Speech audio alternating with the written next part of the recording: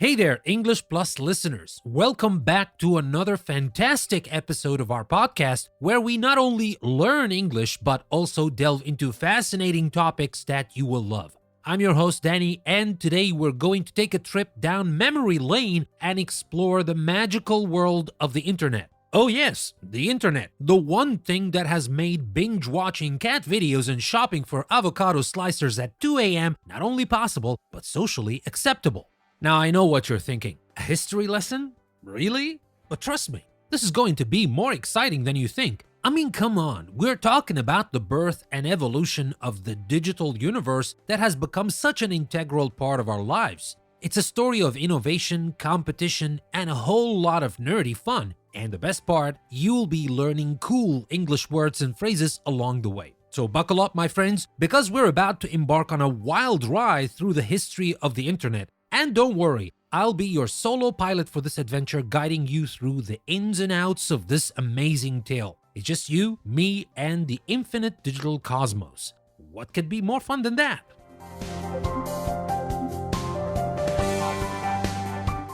So let's start our journey at the very beginning, when the seeds of the internet were first planted.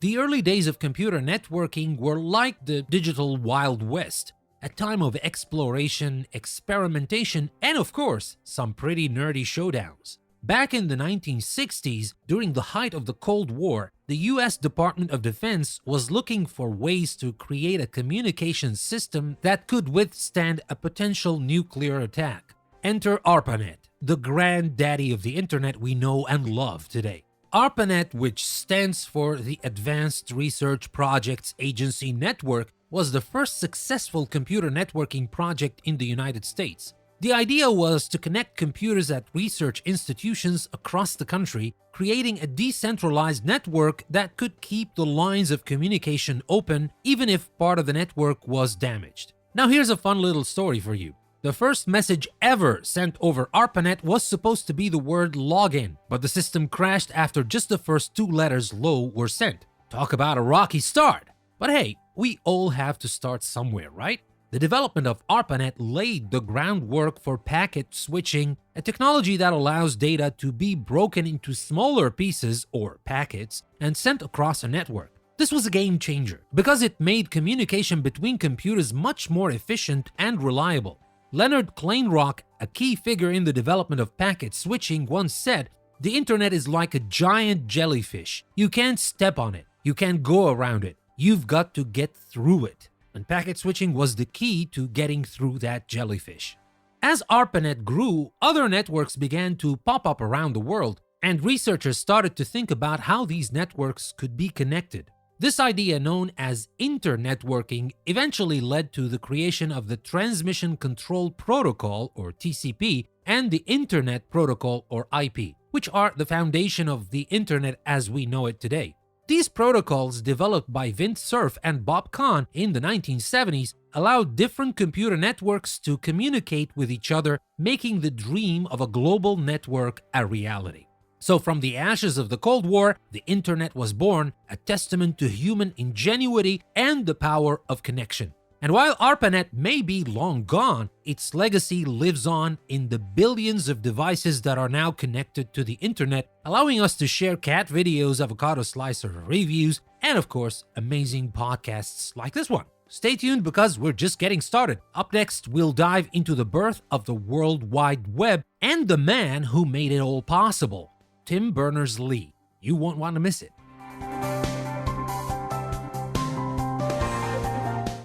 Alright, so we've reached the part of our journey where we take a leap forward in time and land in the early 1990s. An era of neon colors, grunge music, and a little invention that would change the world forever, the World Wide Web. Now, I know it's easy to get the terms internet and World Wide Web mixed up, but let me clear that up for you. The internet is the vast global network of computers that we've been talking about so far, while the World Wide Web is the system that allows us to access and share information using websites and web browsers. Think of the internet as the massive, intricate highway system and the World Wide Web as the sleek, cool cars that help us navigate it. Enter Tim Berners-Lee. a British computer scientist working at CERN, the European Organization for Nuclear Research, in 1989, Tim had a revolutionary idea. What if we could create a way for researchers to share their work easily and efficiently without having to rely on clunky email attachments or slow, unreliable file transfers? And so, the World Wide Web was born. Tim's invention consisted of three key components: HTML, or Hypertext Markup Language, which allowed people to create web pages with images, texts, and links; HTTP, or Hypertext Transfer Protocol, which enabled the transfer of data between web servers and web browsers; and lastly, the humble URL, or Uniform Resource Locator, which gave each web page a unique address that could be easily shared and accessed. And here's a fun fact. Did you know that Tim Berners-Lee also created the first web browser called World Wide Web, which later was renamed Nexus, and the first web server? Well, talk about a one-man show. Okay, back to the World Wide Web. The World Wide Web quickly gained traction, and by the mid-1990s, it had become a household name. I mean, who could forget the iconic sound of a dial-up modem connecting to the internet?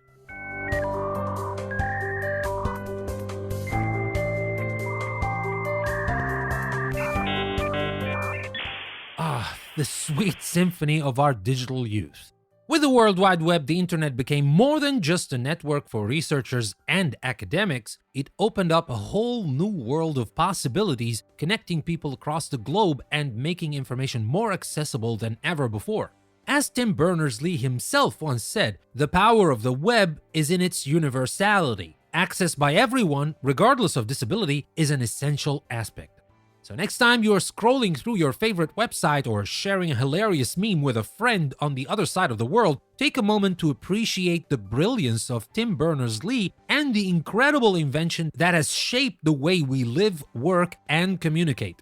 But our journey through the history of the internet is far from over, my friends. Up next, we'll explore the rise of web browsers and search engines and the fierce battles for digital dominance that ensued. Stay tuned.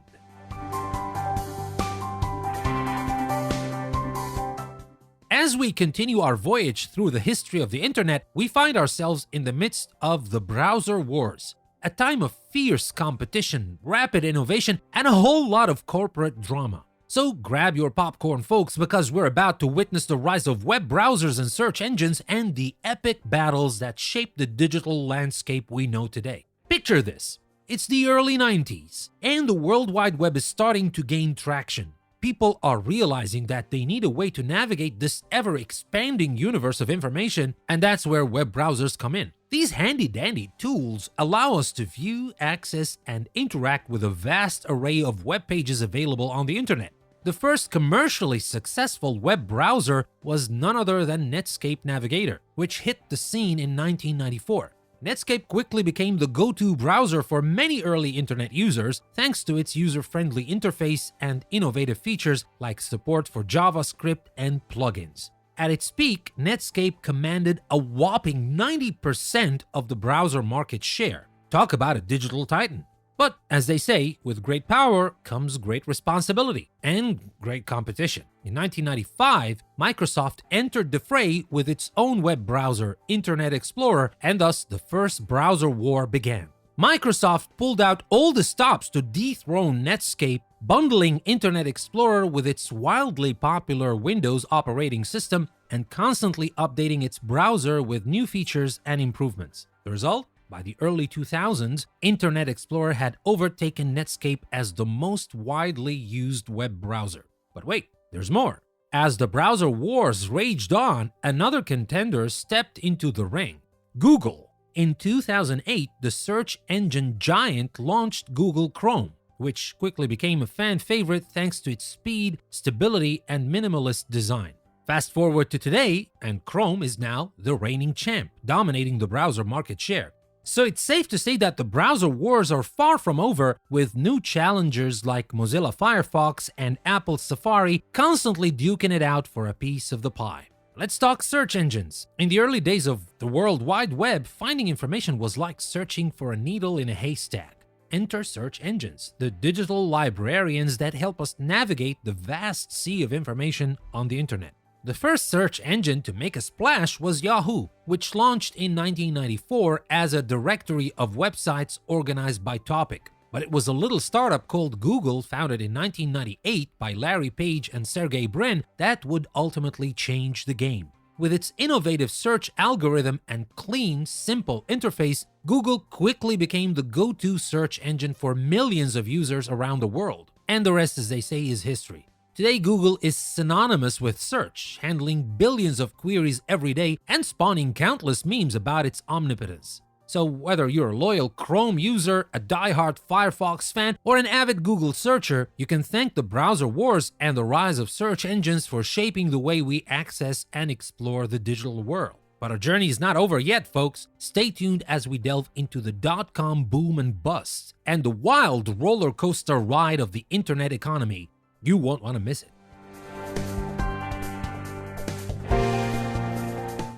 Alright, dear listeners, buckle up and hold on to your hats because we're about to venture into the exhilarating and turbulent world of the dot-com boom and bust. A time of soaring highs, crushing lows, and a whole lot of internet-fueled madness. The stage is set in the late 1990s and early 2000s, when the internet was still a relatively new phenomenon. As more and more people started going online, entrepreneurs and investors saw dollar signs and lots of them.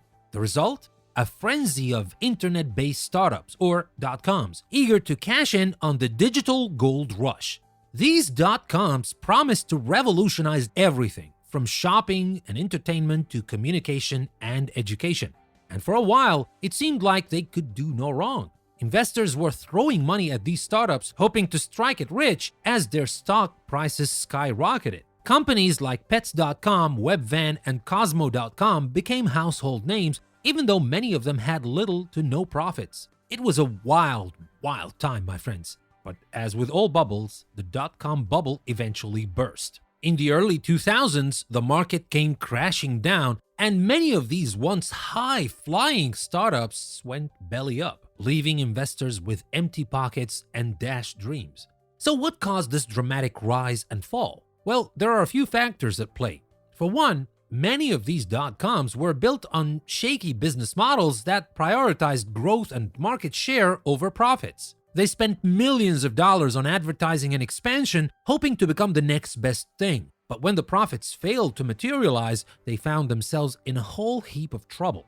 Another factor was the irrational exuberance of investors, who were all too eager to pour their money into these new, exciting ventures without fully understanding the risks. As the market continued to soar, a sense of invincibility took hold, with many believing that the good times would never end. But as history has shown time and time again, what goes up must come down.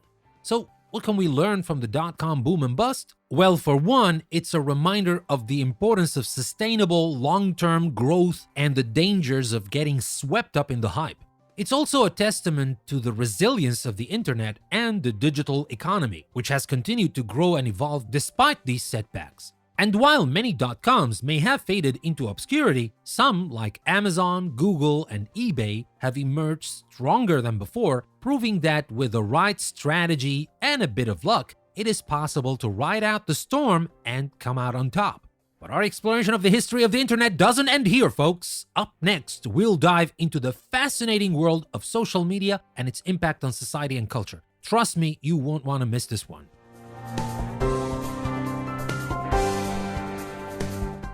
Alright, dear listeners, it's time to tackle a topic that has become a ubiquitous part of our lives: social media. Love it or hate it, there's no denying the massive impact that social media has had on society and culture over the past decade or so. From connecting with friends and family to sharing news and information, social media has transformed the way we communicate and interact with the world around us. Let's start with a bit of history. Social media as we know it today began to take shape in the early 2000s with the launch of platforms like Friendster, MySpace, and LinkedIn. These early social networks allowed people to create profiles, connect with friends and colleagues, and share information and updates. But it was Facebook, launched in 2004 by Mark Zuckerberg and his college roommates, that would ultimately change the game.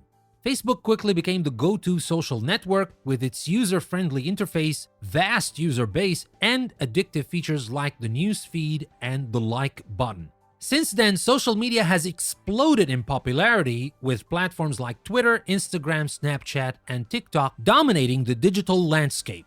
These platforms have become a central part of our daily lives, with many of us checking our feeds multiple times a day. But with great power comes great responsibility, and social media is no exception. The rise of social media has brought with it a host of complex issues, from cyberbullying and online harassment to fake news and misinformation. It has also been accused of fueling polarization, echo chambers, and the spread of extremist views. On the other hand, social media has also been a force for good, allowing marginalized communities to connect and mobilize, giving a voice to the voiceless, and creating a platform for social and political change. So what's the future of social media? That's a tough question to answer, as the landscape is constantly evolving. But one thing's for sure, social media isn't going away anytime soon. It will continue to shape the way we communicate and interact with the world around us, for better or for worse. As with all technology, it's up to us to use social media responsibly and ethically. It's up to us to be critical consumers of information, to engage in civil discourse, and to use these platforms to build bridges rather than walls. And if you want to learn more about this topic, you can check out our episode yesterday, in which we talked in depth about the impact of social media on society and culture. So, whether you're a social media addict or a skeptic, there's no denying the impact that these platforms have had on our world. And who knows what the future holds? Maybe one day we'll all be communicating through holograms or telepathy. But until then, keep scrolling, keep posting, and keep exploring the brave new world of social media.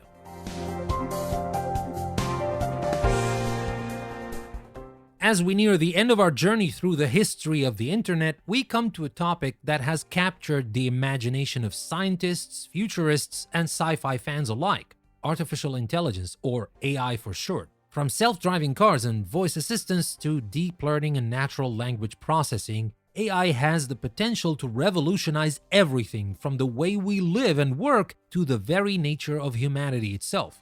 But what exactly is AI, and how did we get here? Well, at its most basic level, AI refers to the ability of machines to learn and make decisions based on data and algorithms without explicit human input. This can take many forms, from simple rule-based systems to more complex neural networks that can simulate human thought and behavior. The roots of AI can be traced back to the early days of computing, with pioneers like Alan Turing and John McCarthy laying the foundations for what would eventually become the field of AI. But it wasn't until the advent of machine learning in the 1980s and 1990s that AI really started to take off. Fast forward to today, and AI is everywhere. From the Siri and Alexa assistants on our smartphones to the recommendation algorithms that power our social media feeds and online shopping experiences. But with great power comes great responsibility, and AI is not without its challenges and controversies. One of the biggest challenges facing AI is the issue of bias, because AI systems are only as good as the data they're trained on. They can perpetuate or amplify existing biases and inequalities. For example, facial recognition technology has been shown to be less accurate for people of color and women, reflecting the biases of the predominantly white and male programmers who created it. Another challenge is the question of jobs. As AI becomes more advanced, it has the potential to automate many jobs and industries, leading to significant changes in the labor market and the economy as a whole. But despite these challenges, there's no denying the incredible potential of AI to transform our world for the better. From improving healthcare and education to tackling climate change and poverty, AI has the power to solve some of the world's most pressing problems. So as we look to the future, it's important to approach AI with both caution and optimism, to harness its power while mitigating its risks. Who knows what the future holds? Maybe one day we'll have AI-powered robots cleaning our homes and cooking our meals, or AI-generated art that rivals the masters. Whatever comes next, one thing for sure, AI is here to stay, and it's up to us to shape its future. And remember, AI would not have been even possible without the power of the internet. And that's why we included it in this episode, but we'll definitely talk about AI in more detail in the episodes to come. So stay tuned.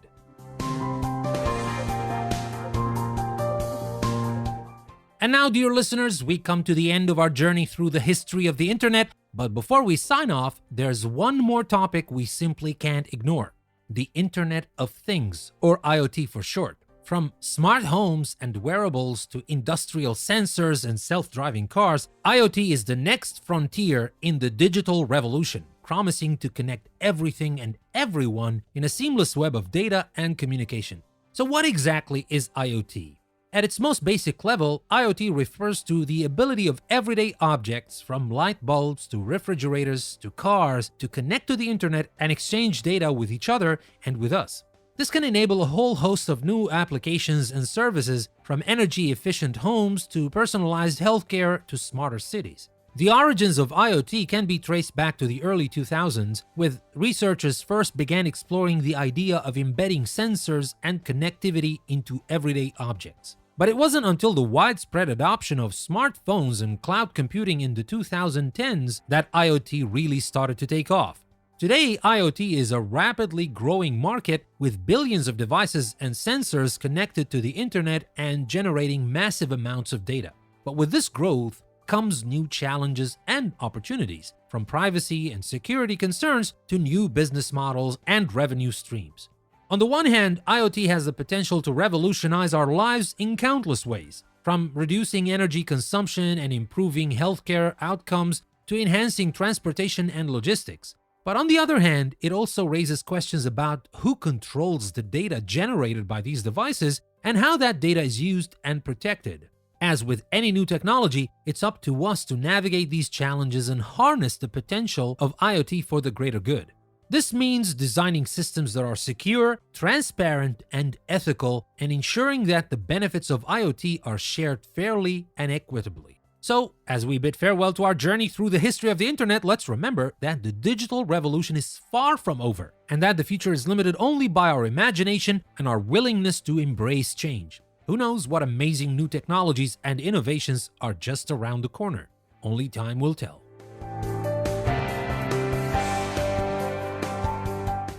As always, dear listeners, we're ending this episode of English Plus with a list of some of the key terms and expressions we've used throughout our discussion of the history of the internet. By understanding and using these words and phrases in context, you'll not only improve your English skills, but also deepen your understanding of this fascinating topic. Now let's start with the first one, digital revolution. We use this term to describe the profound impact that digital technologies, like the internet, have had on society and the community, transforming everything from communication and commerce to entertainment and education. We also talked about the dot-com boom and bust. We use this phrase to refer to the rapid growth and subsequent collapse of internet-based startups in the late 1990s and early 2000s, highlighting the excesses and speculation that characterized this period. We also talked about artificial intelligence, or AI. We use this term to describe the ability of machines to learn and make decisions based on data and algorithms without explicit human input, highlighting the potential of AI to revolutionize everything from self-driving cars to personalized healthcare. We also talked about algorithms. We use this term to describe the set of rules or instructions used by computers to solve problems or make decisions, highlighting the critical role that algorithms play in areas like search engines, recommendation systems, and machine learning.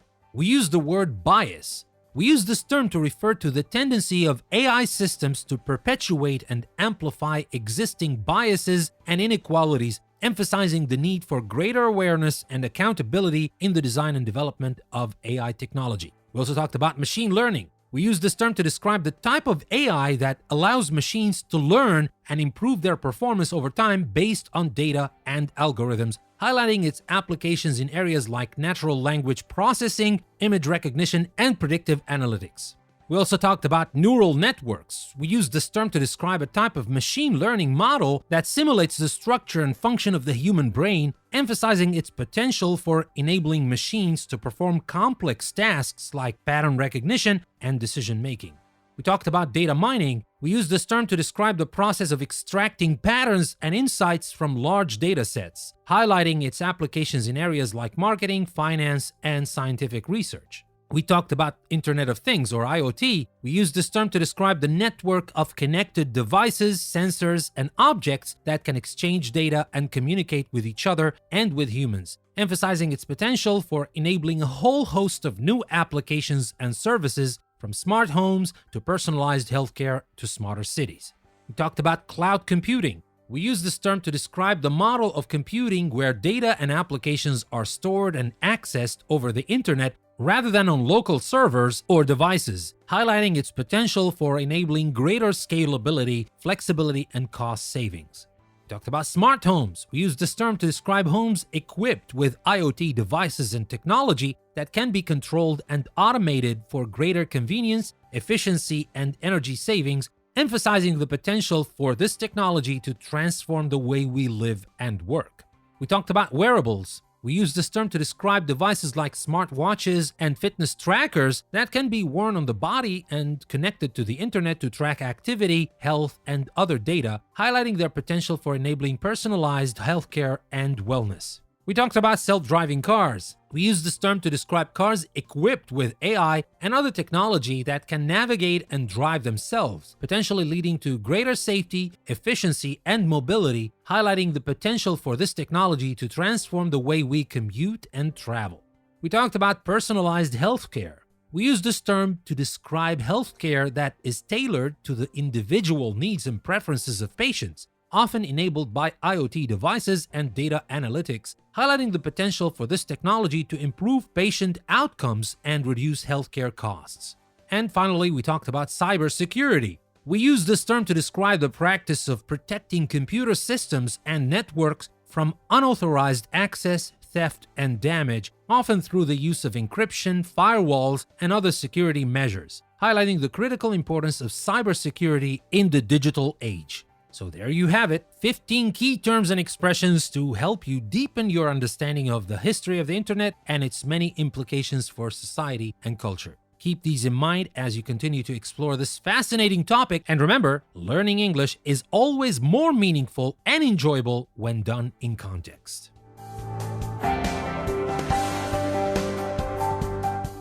And that, dear listeners, brings us to the end of our discussion of the history of the internet. I hope that this deep dive into the past, present, and future of this revolutionary technology has given you a better understanding of its impact on society and culture and the many opportunities and challenges it presents for all of us. Remember, learning English is always more meaningful and enjoyable when done in context, and I hope that this episode has provided you with a wealth of new vocabulary and expressions to add to your language arsenal. If you enjoyed this episode, please take a moment to rate and review my podcast on your favorite platform and share it with your friends and family. You can also follow me on social media to stay up to date on all my latest episodes and news. That'll be all for today. Thank you for listening. This is your host, Danny. I will see you next time.